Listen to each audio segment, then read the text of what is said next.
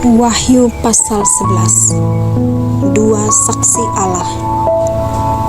Kemudian diberikanlah kepadaku sebatang buluh, seperti tongkat pengukur rupanya, dengan kata-kata yang berikut: bangunlah dan ukurlah bait suci Allah dan mezbah dan mereka yang beribadah di dalamnya. Tetapi kecualikan pelataran bait suci yang di sebelah luar, janganlah engkau mengukurnya, karena ia telah diberikan kepada bangsa-bangsa lain, dan mereka akan menginjak-injak kota suci 42 bulan lamanya. Dan aku akan memberi tugas kepada dua saksiku, supaya mereka bernubuat sambil berkabung 1260 hari lamanya. Mereka adalah kedua pohon zaitun dan kedua kaki dian yang berdiri di hadapan Tuhan semesta alam. Dan jikalau ada orang yang hendak menyakiti mereka, keluarlah api dari mulut mereka menghanguskan semua musuh mereka. Dan jikalau ada orang yang hendak menyakiti mereka, maka orang itu harus mati secara itu. Mereka mempunyai kuasa menutup langit, supaya jangan turun hujan selama mereka bernubuat. Dan mereka mempunyai kuasa atas segala air untuk mengubahnya menjadi darah, dan untuk memukul bumi dengan segala jenis malapetaka setiap kali mereka menghendakinya. Dan apabila mereka telah menyelesaikan kesaksian mereka, maka binatang yang muncul dari jurang maut akan memerangi mereka dan mengalahkan serta membunuh mereka, dan mayat mereka akan terletak di atas jalan raya kota besar, yang secara rohani disebut Sodom dan Mesir, di mana juga Tuhan mereka disalibkan. Dan orang-orang dari segala bangsa dan suku dan bahasa dan kaum melihat mayat mereka 3,5 hari lamanya.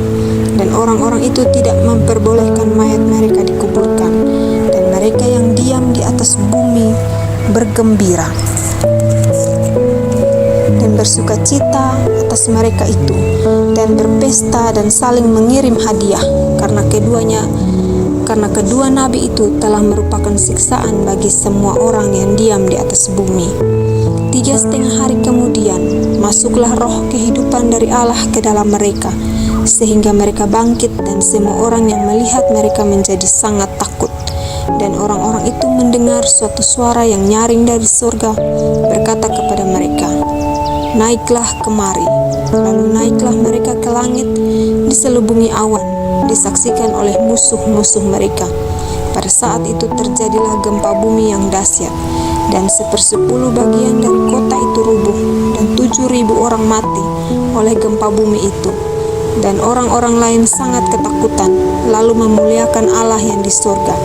Celaka yang kedua sudah lewat, lihatlah celaka yang ketiga segera menyusul.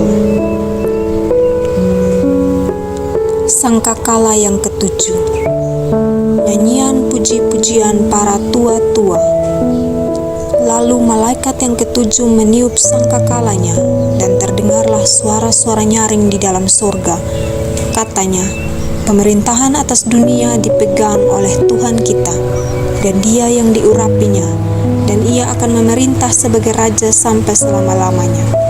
Dan ke-24 tua-tua yang duduk di hadapan Allah di atas tahta mereka tersungkur dan menyembah Allah sambil berkata, kami mengucap syukur kepadamu ya Tuhan Allah yang Maha Kuasa, yang ada dan yang sudah ada, karena Engkau telah memangku kuasa-Mu yang besar, dan telah mulai memerintah sebagai Raja. Dan semua bangsa telah marah, tetapi amarah-Mu telah datang, dan saat bagi orang-orang mati untuk dihakimi, dan untuk memberi upah kepada hamba-hamba-Mu, nabi-nabi dan orang-orang kudus, dan kepada mereka yang takut akan nama-Mu, kepada orang-orang kecil dan orang-orang besar, dan untuk membinasakan barang siapa yang membinasakan bumi. Maka terbukalah bait suci Allah yang di sorga, dan kelihatanlah tabuk perjanjiannya di dalam bait suci itu, dan terjadilah kilat dan deru guruh dan gempa bumi dan hujan es lebat. Amin.